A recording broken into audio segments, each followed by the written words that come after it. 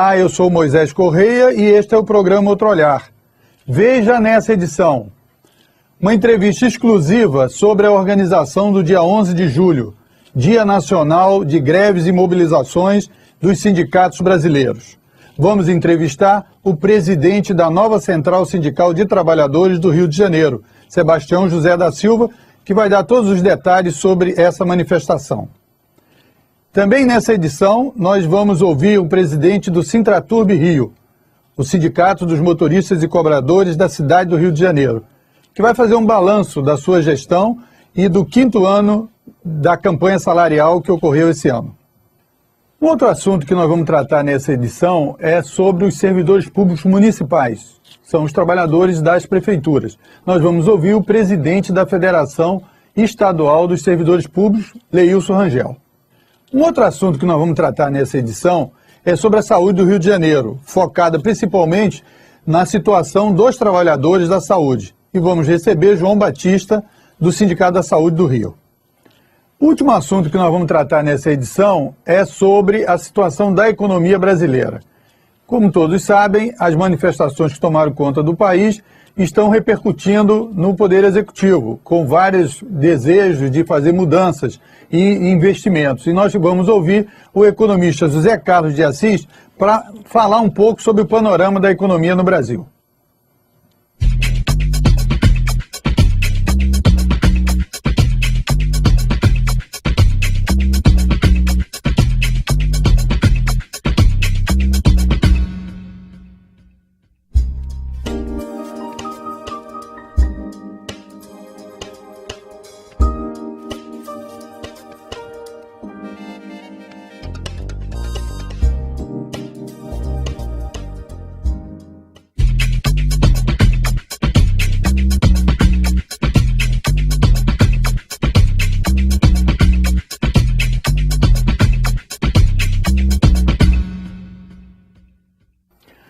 Nosso assunto é sobre o dia 11 de julho, como os trabalhadores vão atuar nesse dia, que é um dia nacional de greves e mobilizações. Eu estou aqui com o Sebastião José, presidente da nova Central do Rio de Janeiro. Sebastião, por que os trabalhadores resolveram ir para a rua nesse dia nacional? Bem, a deliberação veio da direção nacional das centrais sindicais, no intuito de dizer ao governo, olha, nós temos uma pauta aí, né, encaminhada ao governo, encaminhada ao Congresso Nacional, e que nada aconteceu. E, na verdade, o que as ruas estão pedindo, o movimento sindical já encaminhou desde o início do governo Lula. Chegamos a alguns temas serem até aprovados no Congresso Nacional, um absurdo, mas é verdade. O fator previdenciário foi aprovado e o Lula foi lá e vetou. O fim do fator. O fim do fator previdenciário. O Lula foi lá e vetou. Então agora nós vamos para a rua exigir, né, que seja derrubado o veto do fator previdenciário pelo Congresso Nacional.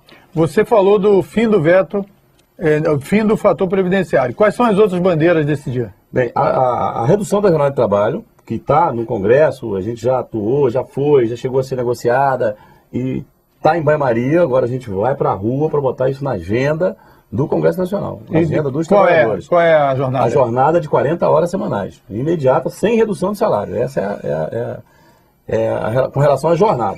Agora, nós temos reivindicações, né, que está lá, que foi entregue, tirada lá no Pacaembu em 2010, com mais de 40 mil trabalhadores, né, exigindo melhoria para a educação, para o transporte público de qualidade, para a saúde, e que são as mesmas bandeiras que levaram os jovens à rua.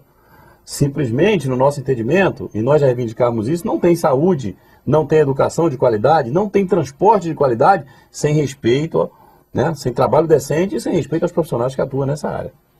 E com relação às outras questões, a gente ouviu também na internet, em vários e-mails, a discussão também sobre essa questão do petróleo. Tem uma reivindicação específica sobre essa questão do petróleo? Bom, é evidente que nós trabalhadores, está na agenda nossa, de que o petróleo é patrimônio nacional. Então não pode ser entregue à iniciativa privada de mão beijada como é o projeto. Então nossa reivindicação é contra o leilão dos petróleos. E também, o lema é Dia Nacional de Greves e Mobilizações. É greve ou mobilização? É as duas coisas. Nós vamos fazer ato em todas as principais cidades do país, né? Aqui no Rio, nós vamos concentrar aqui na Candelária às 15 horas e vamos seguir em passeata até a Cinelândia, né? Mas antes das 15 horas, durante o período do dia, várias categorias vão fazer paralisações. Algumas paralisações do dia inteiro, outras paralisações de 2 horas. Isso está sendo definido por cada sindicato. A Nova Central é uma das principais centrais aqui no estado do Rio de Janeiro e ela está presente no estado inteiro. Vai ficar concentrado só na capital ou no interior teremos alguma coisa? Não, nós teremos movimentos reivindicatórios nas principais cidades do interior. Já está praticamente definido, a Nova Central vai participar, ainda não temos a certeza se as demais centrais vão somar conosco, mas nós faremos um grande ato em Campos, em Volta Redonda, em Barra Mansa. Essas três regiões já estão definidas que nós vamos atuar, inclusive em algumas já há decretação de greve de servidores públicos, pessoal da segurança. Tem também uma decisão ainda não majoritária, mas que os policiais civis vão fazer uma operação tartaruga, né, nesse dia, e aí é o dia inteiro. Bancários, petroleiros, diversas categorias já sinalizaram com paralisações entre 2 e 4 horas e algumas categorias até de 24 horas. Isso, como todo movimento social, isso vai num crescente, né? Na medida que você começa a tomar as decisões, você vai contaminando positivamente o conjunto das categorias. É isso que você está querendo dizer no sentido do servidor público, dos vigilantes, dos bancários, metalúrgicos. É evidente que quando os trabalhadores vão à rua exigir que a agenda de interesse dos trabalhadores, que é um interesse social, veja você, não dá para entender que esse jovem que saiu na rua exigindo melhores condições na educação e na saúde, que não tenha um parente dele que está aposentado ou próximo a aposentar, que está sendo prejudicado com o fator previdenciário. Então, ou o pai dele, ou alguém da família dele, ou já é aposentado e está sendo prejudicado pelo fator previdenciário, ou está próximo a se aposentar e também será prejudicado. Da mesma maneira, quem está na rua pedindo transporte público de qualidade, ele sabe que por trás do transporte público tem um motorista lá sendo sacrificado, sendo explorado, e que não vai ter um transporte público de qualidade se não tiver trabalho decente e respeito a esses profissionais. E também toda a cidade, porque o Brasil, né, já está com 85% da população morando na cidade, mas depende de alimentos que vêm do interior, vêm das plantações, etc. Então essa questão da reforma agrária também é um assunto que vocês vão tratar nessa manifestação. Bom, a gente parte do princípio que reforma agrária é igual saúde e educação. É interesse da nação. Porque seja as grandes regiões metropolitanas, seja o interior, ninguém vive, né, sem alimento, né? Então uma reforma agrária é uma bandeira da sociedade brasileira. Então faz parte das reivindicações das centrais sindicais, né? E nós vamos lutar por uma reforma agrária justa nesse país. Você falou aqui sobre principalmente o trabalho que vocês estão fazendo aqui no Rio, na medida que você é o presidente estadual da Nova Central aqui no estado. Agora, e nacionalmente, que informações você tem sobre a participação da Nova Central e das outras centrais no Brasil? Bom, na verdade, nós temos uma agenda, né, que ela é comum a todas as centrais sindicais. Então, nós temos 9 pontos lá, né, que é a unidade de ação, onde as centrais vão atuar conjuntamente. Agora, nós temos determinadas bandeiras de interesse. Vou te dar um exemplo. Servidores públicos, né? Servidor público ainda depende de regulamentação. Servidor público não tem direito à negociação coletiva, servidor público não tem direito à greve. Isso são projetos que estão lá no Congresso Nacional e que certamente nós que temos grande parte dos sindicatos, das federações, e a Confederação de Servidores Públicos é filiada à Nova Central, evidente que esse segmento vai para a rua, né? Vai para a rua defender aquelas bandeiras específicas que diz respeito à organização dos servidores públicos. Agora, do ponto de vista do que vai acontecer lá na rua, porque a gente teve manifestações, às vezes sem muita direção, e que depois teve a questão de vandalismos, etc. Vocês estão organizados para, no sentido obviamente que a manifestação é pacífica, né, dos trabalhadores, como sempre foi. Mas isso, vocês têm esse cuidado também nessa manifestação? Na verdade tem uma diferença. A diferença é que quando os jovens foram às ruas, eles eram cada um líder de si, né?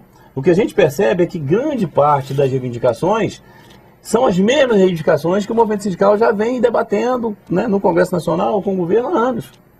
Melhoria para a saúde, para a educação, transporte público de qualidade, né? Essas são bandeiras que, de certa forma, nos unifica. A diferença é que o movimento sindical, ele não atua em determinado momento, ele atua constantemente. Então nós não faremos um movimento no dia 8, no dia 11, que vai se esgotar no dia 12. Não, nós vamos iniciar um movimento no dia 11, com paralisações em alguns segmentos, que se não tivermos uma resposta positiva do Congresso Nacional e do governo, pode levar o país a uma greve geral. Mas uma greve geral direcionada, com liderança, com as propostas colocadas antecipadamente para o governo, colocada para o Congresso Nacional, e esse país pode parar se não houver uma definição, né, do Congresso Nacional em alguns pontos que para nós é inegociável. Agora, nós estamos falando aqui sobre uma manifestação que está sendo organizada pelos sindicatos, federações e centrais sindicais. Mas a população que está nos assistindo, que os nossos telespectadores, eles são tanto os trabalhadores como os estudantes, os jovens e tal. Qualquer pessoa pode participar? Qualquer pessoa pode participar. Porque mesmo aquele jovem, Moisés, que ainda não ingressou no mercado de trabalho, amanhã ele vai ingressar no mercado de trabalho, seja no serviço público, seja na iniciativa privada, ele vai estar subordinado às regras que nós estamos defendendo hoje, de emprego de qualidade, de remuneração compatível com o exercício da profissão. Veja, como é que você vai exigir saúde nesse país? Nós temos médicos aí que não tem... Agora está falando em importar médico no Brasil. Será que o problema é importar médico? Será que o problema é só colocar dinheiro na saúde? Ou dinheiro tem e sai pelo ralo? Será que nós precisamos de austeridade, de responsabilidade, né, de melhor gestão, de valorizar os profissionais que já estão aí? Vamos pensar em trazer profissional de fora? Nós sabemos de médicos que têm que trabalhar em 3, 4 hospitais para sobreviver, porque o salário é uma mixaria. Agora estão dizendo que é 10 mil reais de salário, que não tem médico para trabalhar. Não é a realidade. Ontem nós vimos médicos saindo no Brasil inteiro, né, dizendo o seguinte: não é isso, nós queremos condições de trabalho. Porque não adianta mandar um médico para o interior, né? Ou você chega no hospital público aqui no Rio de Janeiro, você vai lá, tá as pessoas em cima de uma maca. Não tem um leito para colocar. Pessoas ficam com a perna quebrada, com fraturas expostas durante dias em cima de uma maca, porque não tem estrutura. Aí agora vem com essa desculpa que está faltando médico, tem que importar médico. Eu acho que tem que baixar a bola, tem que respeitar a voz das ruas, mas a rua sabe o que está pedindo austeridade, está pedindo investimento, mas não é investimento para aumentar a corrupção, não. É investimento para chegar na ponta, para atender aqueles que precisam de saúde pública. Sebastião, um outro ponto importante, da qual eu sei que você poderia falar bem, que é essa situação dos transportes. Porque você é um cara experiente, dirigente sindical da área dos trabalhadores do transporte. Se pede aquele movimento passe livre, né, pediu a questão da tarifa zero, quer dizer, que não se pagasse o transporte, fosse todo ele grátis. E tem também a questão da situação dos trabalhadores no transporte. Os trabalhadores do transporte também vão participar desse dia? Bem, no primeiro momento eles vão participar do ato em si. Não haverá paralisação no transporte, porque é um segmento muito difícil de você fazer paralisação de 2, 3 horas, como é a orientação da direção das centrais nacional. Porque veja, uma fábrica, você vai lá, um banco, você vai lá, fecha a agência, olha, nós vamos parar aqui de 2 às 4 horas da tarde, não vai entrar ninguém, não vai sair ninguém. O motorista de ônibus na rua não pode fazer isso, ele vai parar o ônibus aonde? E os passageiros que estão dentro do veículo? Como é que vai ser feito? Então, na verdade, o setor de transporte poderá participar numa greve geral, numa greve de 24 horas. Aí sim, o nosso segmento é fundamental e vai entrar nisso. Mas nesse primeiro momento, que é uma mobilização a nível nacional, nós estamos vendo esse movimento como um movimento que vai preparar uma possível greve geral no país para a primeira semana de novembro. Então nós podemos dizer aqui que os trabalhadores, os motoristas, os cobradores, o pessoal do tráfego e da manutenção, fora do expediente, deve estar nessa manifestação, 15 horas na Candelária. 15 horas na Candelária. E vocês vão, obviamente, parar Rio Branco. Nós vamos sair em passeata da Candelária até a Cinelândia. E na Cinelândia haverá um ato... Haverá um ato político, onde as lideranças vão falar, né? E ali se encerra o ato já apontando para o desmembramento disso para o futuro. Um outro aspecto aí que foi que aconteceu nas manifestações é essa questão que as manifestações quase todas eram com cartaz, em cartolina, etc. Vai ter faixa, vai ter bandeira, vai ter camiseta do sindicato, tudo isso vai estar presente, carro de som... Tudo etc. isso vai estar presente. Agora, nós entendemos que não há democracia sem respeito aos poderes constituídos. Se a gente não está lá satisfeito com o parlamentar que nós elegemos, vem a eleição aí, vamos mudar. Agora, não podemos ser contra a democracia. Então, uma das coisas que nos chamou a atenção, nos preocupou um pouco nesse movimento, foi uma rejeição da sociedade às setores, né? de alguns setores que estão organizados. Olha, nós sabemos que tem corrupção em todos os segmentos. Agora, não é acabando com a democracia e voltando à ditadura. Então, na verdade, se nós conseguimos hoje fazer com que todos possam ir às ruas, é porque alguém se sacrificou lá atrás para que a democracia fosse plena nesse país.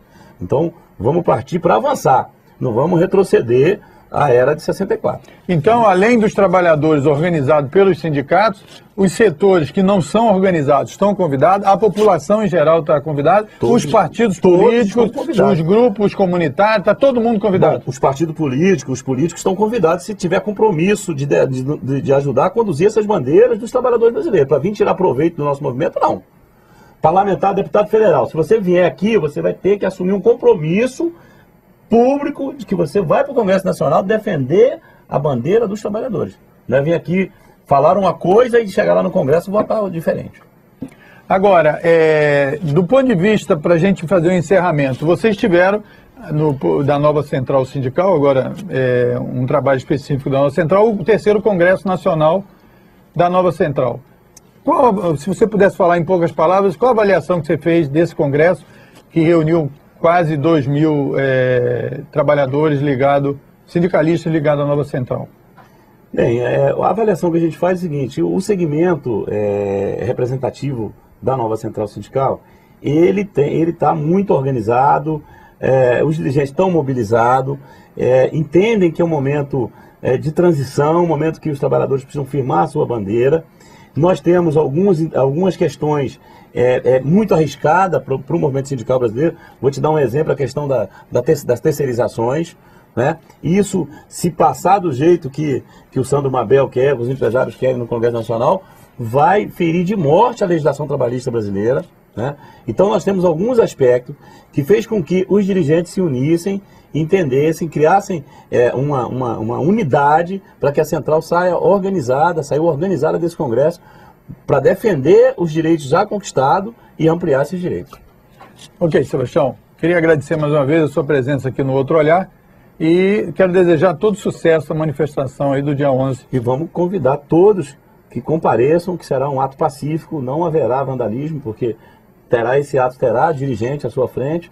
Compareça, pode levar seus filhos, as crianças, as mulheres, todos estão convidados para um ato pacífico, para um exemplo de democracia que está madura no nosso país. Obrigado.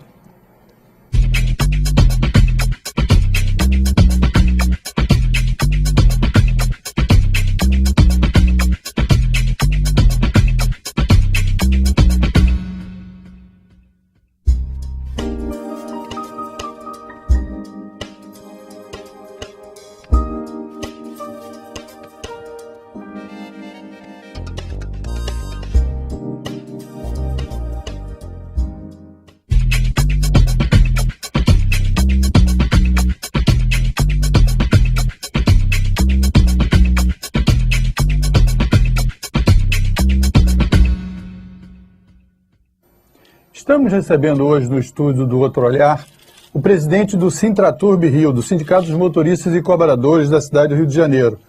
José Carlos, 5º ano de gestão à frente do sindicato. Qual a avaliação que o senhor faz sobre esse período? Mas esse 5º ano, poxa, foi o ano da consagração, quando nós assinamos o primeiro acordo coletivo para a categoria. Foi um sucesso. Nossas assembleias foram lotadas, a categoria apoiou, os 10% foi o melhor acordo que nós teve no Brasil, né? O São Paulo nos acompanhou, praticamente fica nosso reboque, né, São Paulo, né? Que todo mundo espera que São Paulo seja a cidade maior e fosse um aumento expressivo. Foi a mesma coisa, a expressão foi a mesma e a categoria aceitou. Hoje nós estamos aí com um benefício conseguido agora, o plano odontológico, né?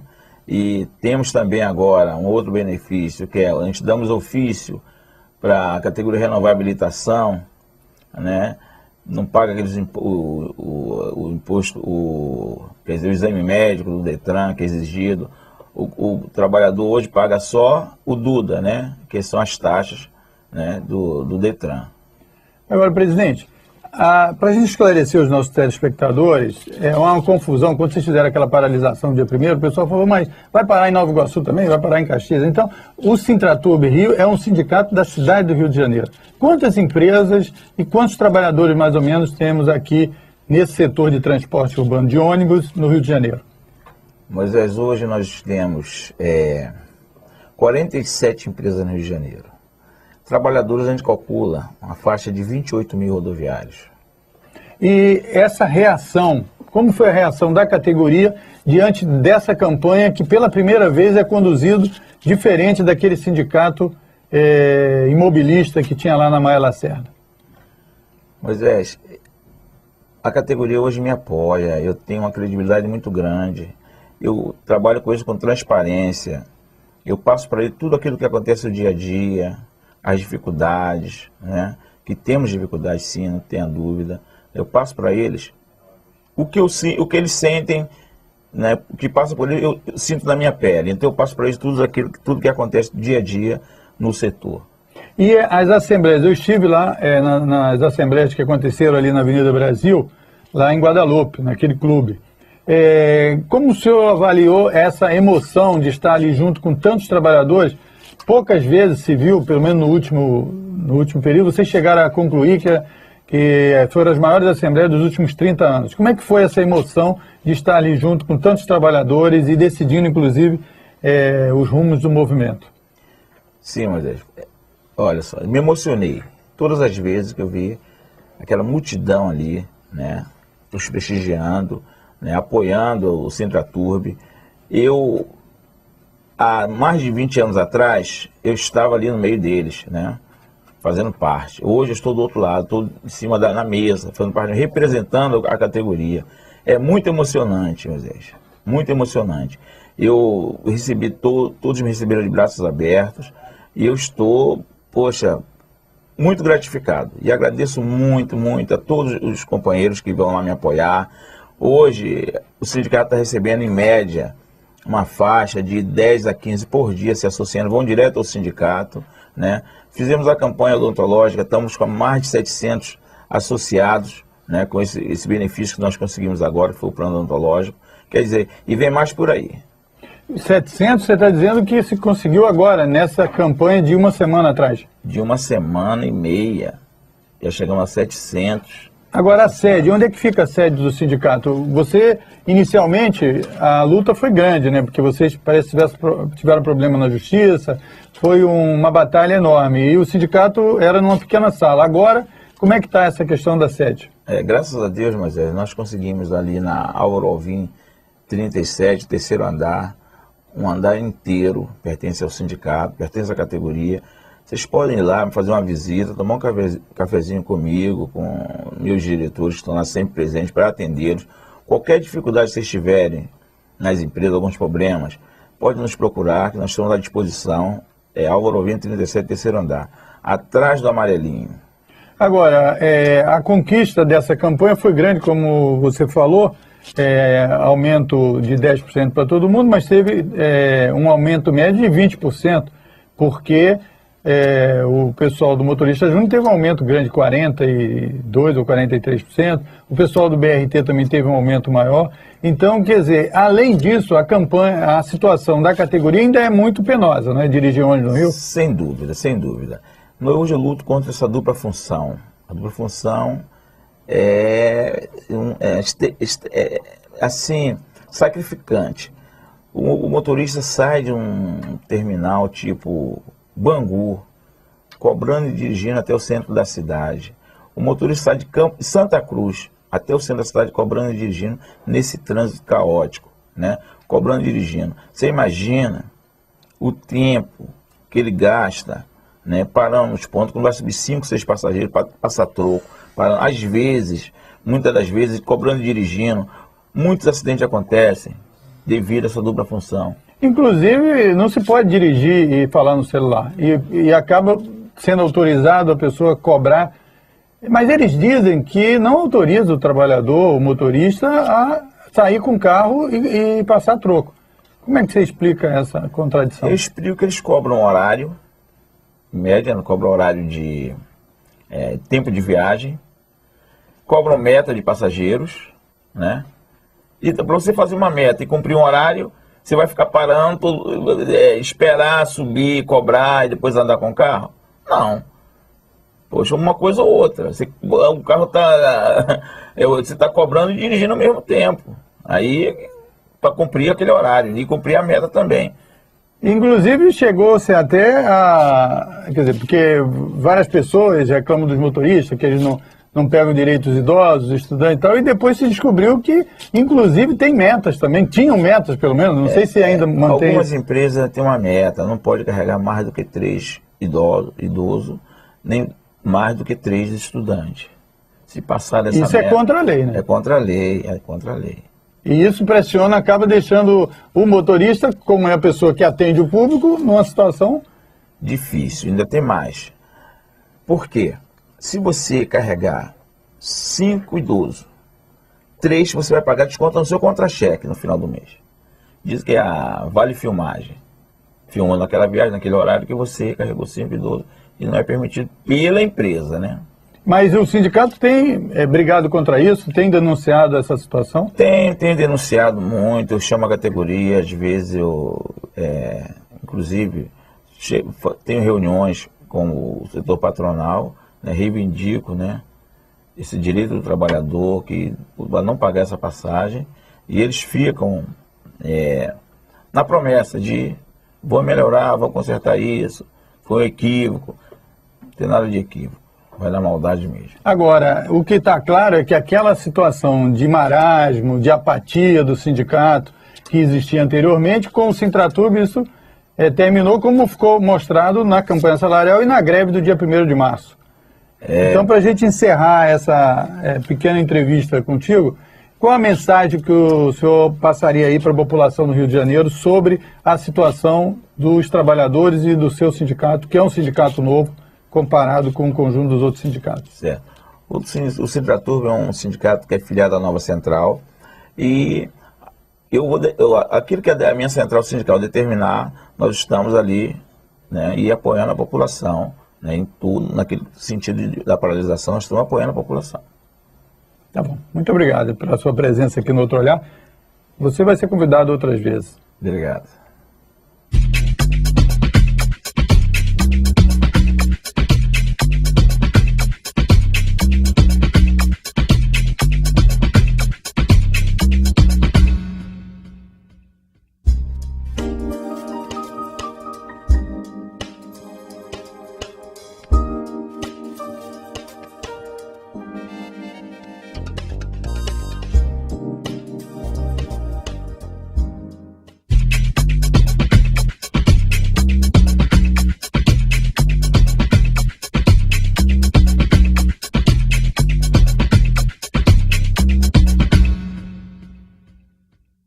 Outro Olhar vai tratar agora da situação dos servidores públicos municipais, que são aqueles trabalhadores que trabalham nas prefeituras. Eu estou recebendo aqui no Outro Olhar o presidente da Federação dos Servidores Públicos Municipais, Leilson Rangel. Leilson, qual a avaliação que você faz da luta dos servidores públicos municipais no estado do Rio de Janeiro? Na verdade, Moisés, os servidores públicos municipais, todo o Brasil, não só no estado do Rio, ele vive constantemente em uma guerra, né? Uma demanda, porque diferente dos trabalhadores que já têm a CLT, já têm todas as suas questões editadas em uma cartilha, nós servidores públicos vivemos hoje à mercê da vontade política dos governantes e dos legisladores. O servidor público, ele na maioria sua estatutário, então ele é mantido através de uma lei do município, o estatuto do servidor público do município, onde não temos garantia da base da luta. Até hoje, após mais de 23 anos, Nós lutamos pela organização sindical, pelo direito à negociação coletiva e pelo direito de greve, o que já tem os trabalhadores. Dependemos hoje da regulamentação da Convenção 151, que a decisão toda vem sendo demandada, as lutas através das nossas entidades de níveis superiores, como é, por exemplo, a Confederação dos Servidores Públicos do Brasil e a nova Central Sindical de Trabalhadores, junto com as demais centrais, nessa união, nesse conjunto, vem em Brasília nessa luta para que nós tenhamos realmente a liberdade do exercício sindical. A liberdade nos diz direito à negociação coletiva, que hoje, se algum sindicato em alguns municípios ainda consegue sentar à mesa do governante, muitas vezes através de pressão, né? A própria diretriz da organização sindical para se manter a questão da financeira, que temos hoje o imposto sindical que os trabalhadores têm no dia 1º de março, um dia descontado, nós, servidores públicos, ainda não temos ainda a legislação que contempla. Temos aí decisões judiciais no próprio Supremo Tribunal Federal, já pacificado, mas dentro da legalidade e que depende, não temos ainda. Então é luta, é uma luta e luta. Então, como diz, nós hoje vivemos na base do confronto, na base da dependência da vontade política dos governantes. Quando eu fiz a abertura, eu falei dos trabalhos que vocês representavam os trabalhadores que trabalhavam em prefeituras municipais. Não é só a prefeitura, o legislativo que você falou aí. Então, também o legislativo municipal, que são as câmaras, também fazem parte dessa organização da qual a FESEP é a principal instituição. É isso? Sim. Quando se fala em servidor público municipal, fala dos 3 poderes, nos dois poderes, né? A nível de município, né? A nível de Estado e Federal, 3 poderes. O Executivo, o Legislativo e o Judiciário. Nos municípios não tem Judiciário, então a gente representa os 2 poderes, Legislativo e Executivo. E, obviamente, as fundações, empresas públicas, autarquia, né? Tudo engloba na questão de ser servidor público. Agora, como é que o servidor público vai participar, se é que vai, dessa manifestação, que é o Dia Nacional de Greves e Manifestações, dia 11 de julho? O servidor público já participa como cidadão, que é um movimento hoje, que está levando o cidadão às ruas e está tendo eco, está sendo ouvido. Estamos vendo aí a ampliação dos avanços, das conquistas e um momento propício para a classe trabalhadora e não diferente para os servidores públicos. Nós temos ainda muitos municípios que ainda estão em demanda de um processo de negociação dos direitos dos servidores. E então nós temos questões peculiares. Nós, por exemplo, enquanto aqui no Rio de Janeiro, a grande massa se concentra no Rio de Janeiro, nós também vamos estar no Rio de Janeiro com os sindicatos das periferias e vamos estar em alguns municípios de uma forma mais desconcentrada. Isso, vamos falar, né? Por exemplo, do seu município lá de Campos dos Goytacazes. Vai ter atividade lá? Campos dos Goytacazes vai estar já num conjunto que existe lá, um grande movimento chamado os Cabruncos Livres, onde engloba lá a sociedade civil organizada, estudantes, principalmente, universitário. Então vamos estar junto, né? Toda, não só os servidores públicos, mas também a classe trabalhadora, não só a Nova Central, como as demais centrais, vamos estar lá em uma frete regionalizada lá em Campos dos Goytacazes. Também em Resende. Temos também o nosso sindicato do servidor público municipal de Resende, com o Marquinhos, o Marco Antônio, também de uma grande frente de luta lá, mobilizando toda a categoria, e vai estar junto à sociedade também. Por quê? O servidor público é uma questão diferenciada. Você sabe que hoje, o trabalhador que trabalha no comércio, ele lidar com produto e prateleira. O servidor público lidar com o quê? Com a sociedade, com o cidadão, com a população, a qual ele faz parte também. Então a gente vai estar lá, junto com a população, procurando avançar no nosso encaminhamento, na luta pelos planos de carreira e remuneração, na luta pelas melhores condições de trabalho na saúde e na educação. Quer dizer, o resultado disso vem em favor de quem? Da própria sociedade. Inclusive a reivindicação unitária, né, inclui reforma agrária, inclui o fim dos leilões do petróleo, inclui essa questão da saúde, educação, transporte, segurança. É uma pauta bem ampla da qual os servidores públicos estão dentro, né? Existem questões peculiares, mas existe também um grande eixo nacional que passa pelo o fim do fator previdenciário. Isso, dos aposentados. Onde torna a aposentadoria, que era para ser um prêmio, para ser castigo. Nós temos a questão da reforma agrária, nós temos a questão dos leilões, né, da questão do petróleo, Nós temos a questão da luta pela educação, pela saúde, que é um ângulo hoje que, infelizmente, a população está aí aos léus, né? E a grande massa depende totalmente da educação pública e da saúde pública, porque não são todos que têm condições de pagar um plano de saúde, nem manter um filho na rede particular. Então é uma luta que não é uma luta fechada e corporativa, é uma luta de todos nós, onde a gente convoca toda a sociedade a estar na rua. A classe trabalhadora, a classe estudantil que deu a frente partida, mas entendemos que a classe trabalhadora que é organizada tem que estar na frente, né, para dar realmente a legitimidade dos movimentos. A classe trabalhadora já é organizada, já conhece o perfil dessa organização. Então é importante que ninguém fique a reboque de ninguém, mas que estejamos juntos nesta grande luta para que possamos realmente ser vitoriosos em todos os anseios dos gritos das ruas, que dá reflexo, mas também no anseio dos direitos dos trabalhadores. Que não há divisão hoje da luta dos trabalhadores e da luta desses que estão se preparando para o campo de trabalho. A gente vê com muita clareza, vê de uma forma até, a gente fica até feliz de ver a classe estudantil hoje indo para a rua. Porque é essa classe estudantil que serão os futuros trabalhadores. Inclusive funcionários públicos. Claro, essa classe estudantil que vai estar se preparando para assumir a vanguarda do serviço público. Agora, para a gente finalizar, sobre a federação em si, você já foi presidente do Sindicato dos Servidores Públicos Municipais de Campos do João Goytacazes, e você é o vice-presidente da federação. Agora você está assumindo interinamente a presidência. Explica aí, está tudo bem com a federação? A gente vem desde o mês de agosto de um mandato interino, pelo afastamento do presidente, e estamos dentro de um processo de eleição que foi um pouco tumultuado e está ainda sob júdice, mas caminhando para um final feliz, para que a gente possa desenvolver realmente a nossa entidade, estar preparada para as grandes demandas que a gente tem que enfrentar ainda em favor dos servidores públicos. E quando a gente fala em favor da categoria de servidores públicos, a gente fala da sociedade.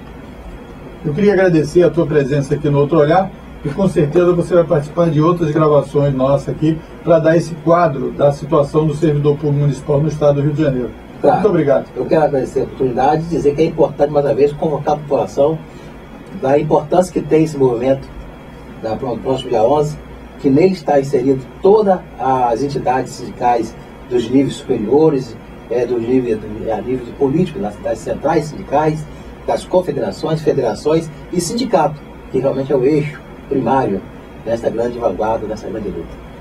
Muito obrigado.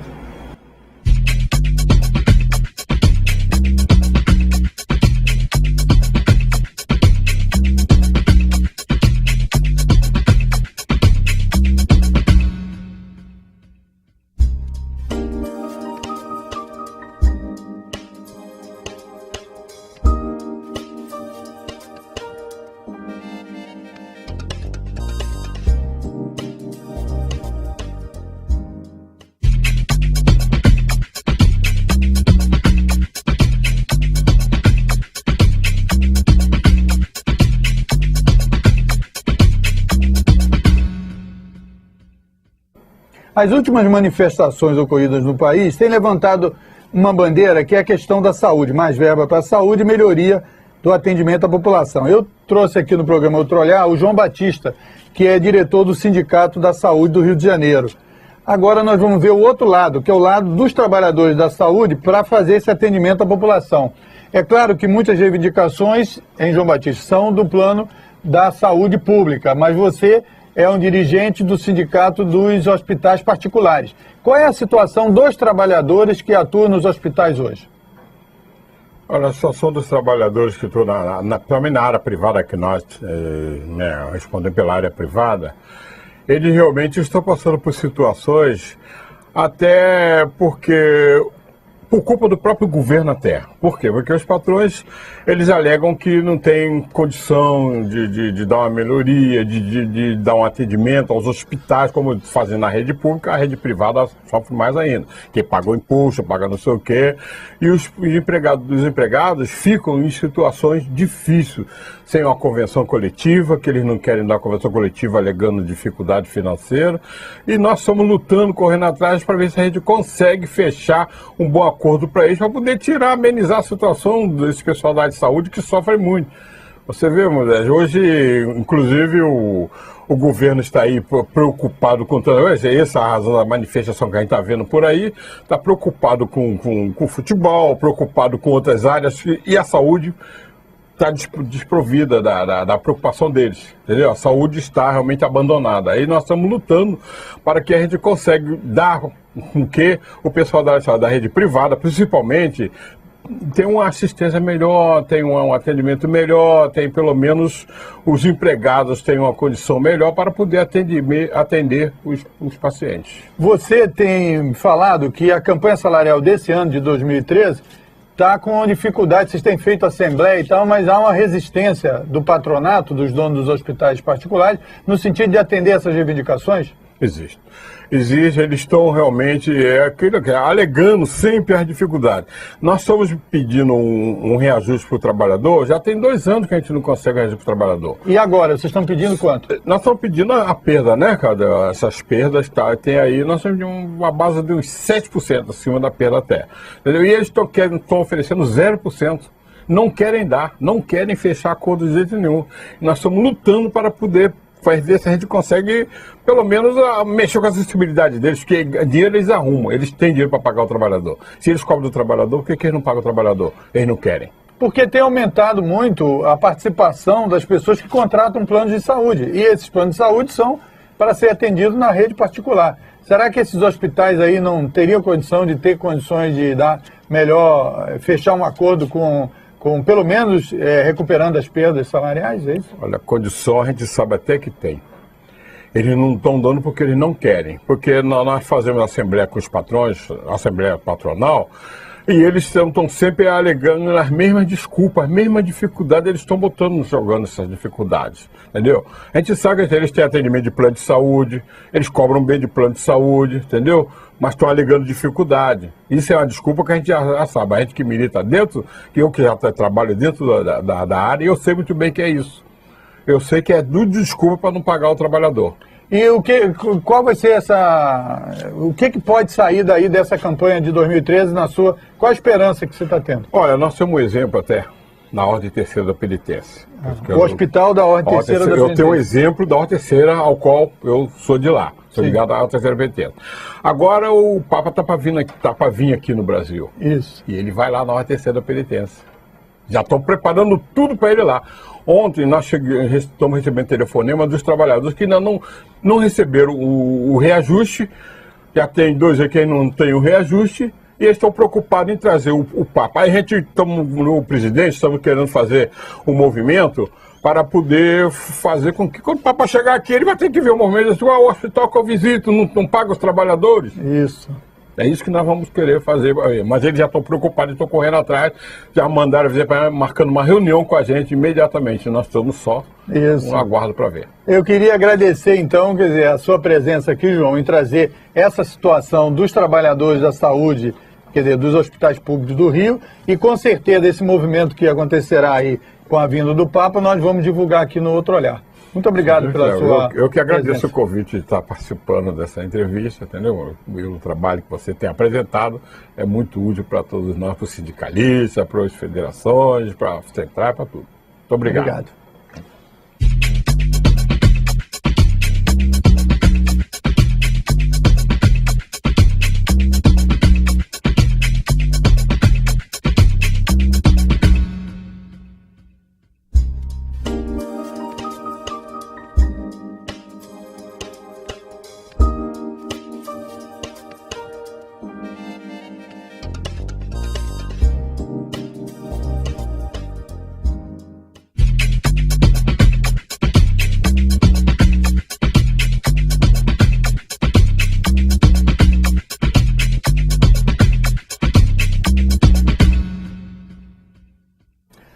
protesto de rua no Brasil tem levantado várias demandas que exigem do governo federal e dos governos estaduais e municipais investimentos para melhorar o serviço público. Nós trouxemos aqui no programa Outro Olhar o economista José Carlos de Assis, entendido em economia, para nos explicar como atender as demandas da população e, ao mesmo tempo, conseguir o orçamento público ser aplicado. Como é que é essa polêmica? Isso já tem trazido, em nível das mídias, certo? Em geral, revista, televisão e tal, vários caminhos que o governo tem que seguir. Na sua opinião, professor José Carlos de Assis, qual o caminho que o governo tem que tomar para atender as ruas ou conseguir fazer isso? Eu acho que, em primeiro lugar, quer dizer, não vai ser no grito. Quer dizer, você não move o governo através puramente de grito. Por outro lado, sem grito, o governo também não se move. Então vai ter que encontrar um ponto de equilíbrio nessas duas coisas. Quer dizer, não podem ser reivindicações dispersas, sem foco. Quer dizer, em alguma instância, que eu não sei exatamente qual é, mas o processo vai indicar, em alguma instância você vai ter que articular essas demandas de uma forma hierarquizada, quer dizer, o que é mais importante, o que pode ser feito a curto prazo, o que pode ser feito a médio prazo, o que deve ser feito a longo prazo. Quer dizer, essas coisas que normalmente são articuladas pelo sistema político, vão ter que ser articuladas agora por um processo de mobilização social em que, infelizmente, o sistema político ainda está na retaguarda. Mas eu acho que já começa a se mover. Eu acabo de ver hoje um discurso espetacular do senador Roberto Requião, né, onde ele dizia o seguinte, na essência, quer dizer, o que você tem que fazer? Você tem que radicalizar a democracia. Agora, não vai ser através de um processo anárquico. Quer dizer, tem que encontrar mecanismos de canalização dessas demandas de uma forma ordenada, porque senão, né, o governo não tem nem por onde começar. Quer dizer, nessas formas como as primeiras reações foram reações muito nervosas. Quer dizer, essa reação do plebiscito ou do referendo, quer dizer, foi uma coisa muito intempestiva, né? As pessoas a presidenta da República, né, alguns líderes que foram assessores dela nessa decisão, né, não levaram em conta que estavam, no fundo, querendo desviar a atenção de questões concretas, que é, por exemplo, a qualidade do serviço público e a quantidade do serviço público, porque nós temos essas duas deficiências no Brasil. Nós podemos prosseguir na questão de como radicalizar a democracia, mas eu queria levantar o seguinte, há um debate para atender as ruas, a Dilma teria pensado que teria uma despesa aí meio imediata, ou planejada, uma despesa de 50 bilhões. E aí vários segmentos, por exemplo, a própria revista que representa o pensamento neoliberal aí no Brasil, falou que o caminho seria o custeio, você cortar a máquina pública e tal, diminuir os ministérios, etc. Como é que o governo vai conseguir resolver essa demanda? Qual é o caminho? O problema não é de número de ministérios, o problema de número de ministério é de outra dimensão. Quer dizer, é uma administração pública caótica, porque você não pode fazer uma reunião ministerial, daqui de repente você vai ter que contratar o Estado de Madé Garrincha para juntar todos os ministros. Quer dizer, são mais de quase 40 ministros, não tem nenhum sentido, mas não é isso que dá despesa pública para valer. Quer dizer, a maioria desses ministérios tem custos simbólicos. O problema fundamental, a meu ver, quer dizer, e que tem que ser enfrentado, é que metade do orçamento público são juros. Metade do orçamento público, mais de 50%. Então, e a presidenta tinha tomado uma decisão, né, de reduzir os juros, e o mercado foi contra, né, e colocou o governo na defensiva na questão dos juros. Quer dizer, os juros estavam baixando, que eram os juros básicos estavam baixando, e o governo, sob pressão de que havia uma inflação que não existia, uma aceleração inflacionária, foi mentira. Quer dizer, você tinha uma variação da inflação na segunda casa decimal, né? Isso não tinha nenhum risco de descontrole inflacionário. Mas fizeram uma pressão, a grande mídia fez uma pressão para dizer tem inflação, tem isso, tem custo de vida, não sei o quê, papapá, e aí forçou o Banco Central a aumentar de novo a taxa de juros. Aumentando a taxa de juros, quer dizer, o espaço para as despesas públicas de custeio e de investimento real cai brutalmente esse espaço, né? E é essa questão que tem que ser enfrentada. Quer dizer, para que o superávit primário numa economia praticamente recessiva? Não tem sentido você fazer superávit primário em recessão. Você faz superávit primário quando você está em expansão acelerada. porque aí você faz o superávit, contribui para você desaquecer a economia. Mas quando a economia está desaquecida, que é o nosso caso, com um crescimento de quase 0%, quer dizer, vai cair para isso, não tem nenhum sentido fazer superávit primário.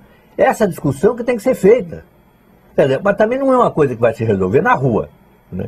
Eu acho que a rua vai pressionar para que lideranças políticas, lideranças sociais, né, encontrem um caminho, né, de canalização dessas demandas. Então, a palavra de ordem baixar os juros é uma questão que devia ser incluída, é claro, nas ruas, porque é essencial. Se há uma pressão exatamente do setor financeiro através da mídia que eles têm influência e tal, no sentido de aumentar os juros, isso é quase que aumentar a radicalização. É verdade. Olha aqui, você tem o seguinte, saúde.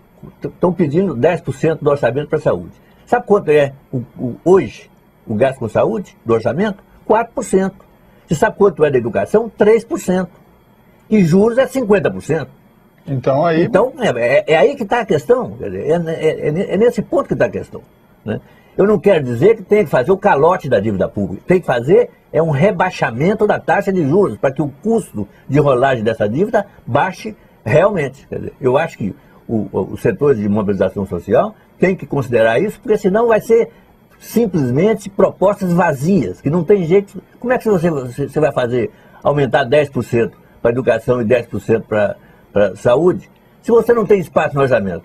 Não tem como fazer mágica. Ou então vai fazer um brutal aumento de imposto.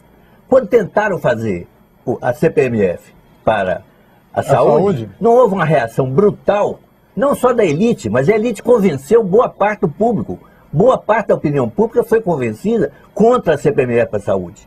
Então as pessoas têm que perceber, né, onde está a manipulação. Isso é uma manipulação. Eu sempre fui a favor, né? E quem propôs a CPMF foi o Jatene, que era uma figura que não podia chamar de esquerdista. Era um homem respeitabilíssimo da área conservadora brasileira e que fez a proposta. Não obstante, foi derrubada a proposta. Foi derrubada essa proposta, né? Essa questão tem que ser considerada. Outro problema que agora está na rua e que eu venho dizendo sobre isso há muito tempo. O Brasil não pode fazer desenvolvimento rodoviário na base de pedágio. Não tem sentido. Isso é um absurdo. Os pedágios vão ficar cada vez mais caros e as estradas vão ficar intransitáveis. E o governo, não obstante, está na esperança de virar a política econômica com a série de licitações para PPPs, parcerias público-privadas, que no fundo é tudo baseado em pedágio. São 7.500 quilômetros de rodovias e ferrovias. Tudo baseado em pedágio. Eu quero ver se eles vão fazer agora. Eu quero saber agora o seguinte: qual empresário, diante disso que está acontecendo na rua, quebrando o pedágio por aí afora, qual empresário que vai participar dessa licitação? Agora, então, como é que você explica que há bem poucos anos atrás se desenvolveu as estradas, se desenvolveu investimentos rodoviários e não tinha pedágio? Qual era a mágica? Pela CID e pelo Imposto Único sobre Lubrificantes e Combustíveis. E onde foi parar esses impostos? A nossa querida presidente resolveu zerar a CID no ano passado. Zerou. Para atender o quê? Para atender um segmentozinho empresariado. Essa coisa de desoneração tributária está desonorando para todo quanto é lado. Você está precisando de serviços públicos cada vez melhores e maiores, e, no entanto, está uma brutal desoneração tributária. O que estão fazendo? O que aconteceu na área do automóvel? Reduziu o tributo do automóvel. Para quê? Para entupir ainda mais as nossas metrópoles de carro. E os lucros que vieram dessas vendas foram tudo exportados, porque as empresas são todas estrangeiras. Então, reduzimos imposto para ser remetido para o exterior. Essa que é a verdade. Essas questões é que tem que ser discutidas no movimento social. Que são as questões de fundo, são as questões reais. Não é o oba-oba, não é a quebradeira. É a discussão mesmo, quer dizer, isso que a gente está chamando de radicalização da democracia. O povo participar para valer, mas discutindo com capacidade e com conhecimento de causa, né, as situações e os seus efeitos. Então você está dando uma luz aí no sentido de que o movimento social, incluído aí, no caso, os trabalhadores, os sindicatos, os movimentos sociais em geral, no sentido de não só reivindicar a ponta, né? Quer dizer, eu quero um melhor serviço de saúde, agora, e também ter a preocupação de indicar os caminhos para que isso seja feito, porque senão tem outros setores sociais vão fazer as suas indicações que acabam não conseguindo fazer o governo atender. E você tem toda a oportunismo de direita, que é o que as revistas estão fazendo, quer dizer, aproveita. Quer dizer, primeiro, querer derrubar a Dilma. É claro que já tem gente querendo achar que vai derrubar a Dilma, achando que vai cair no colo de Tucano.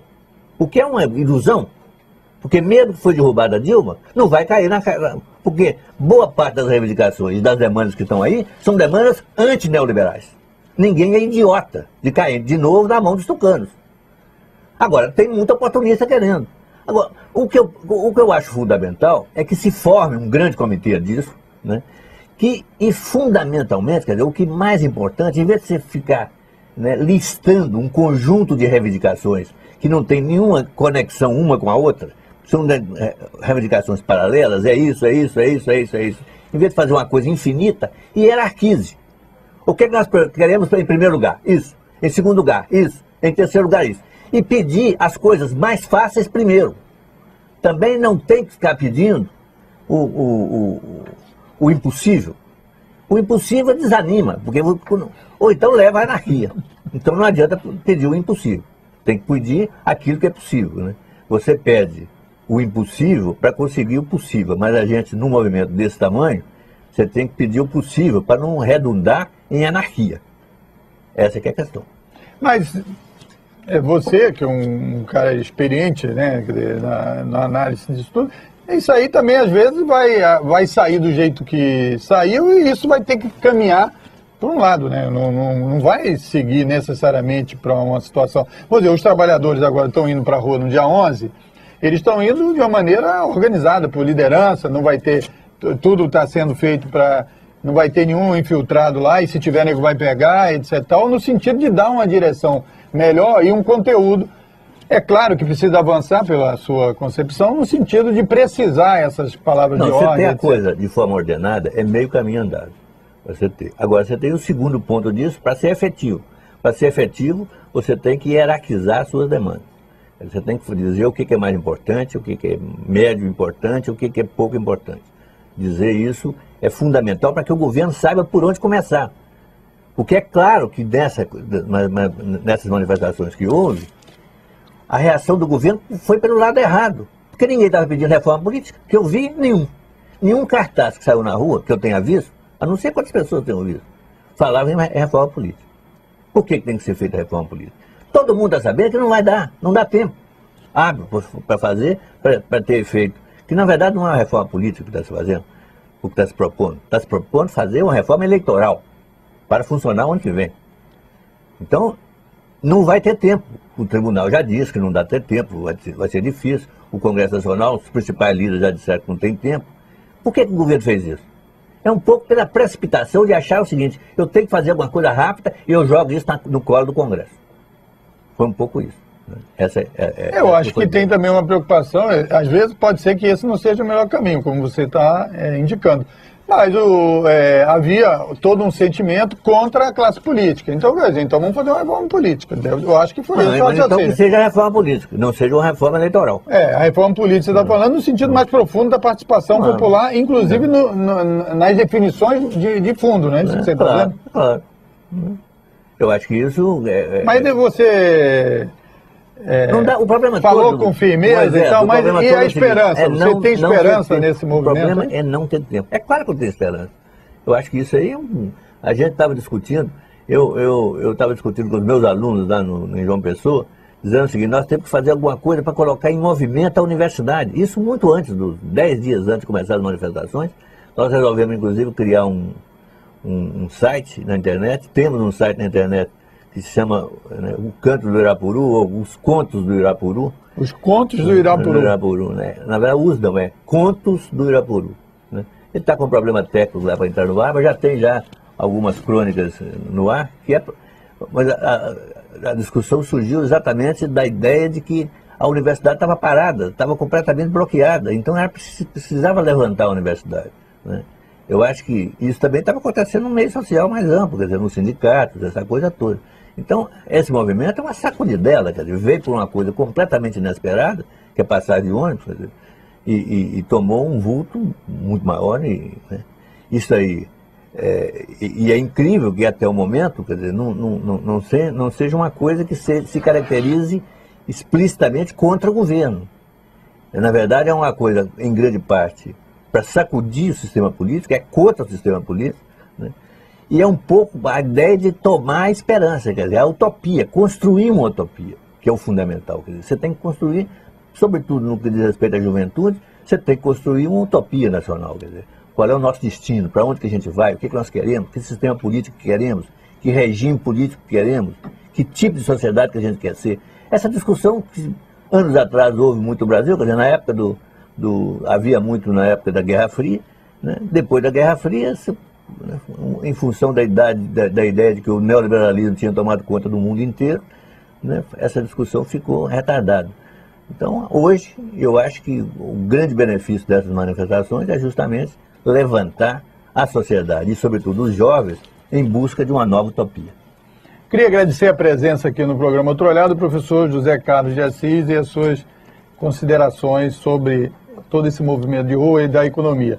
E se você quiser acompanhar essa discussão, como o professor disse, pesquise no Facebook Contos do Irapuru. Por enquanto, a Canto do Irapuru. Canto do Irapuru. Que aí você vai ter várias fábulas que vão falar sobre essa discussão da economia de uma forma tranquila, um assunto que, em geral, é meio espinhoso. Outro Olhar vai ficando por aqui. Até a próxima edição. Tchau.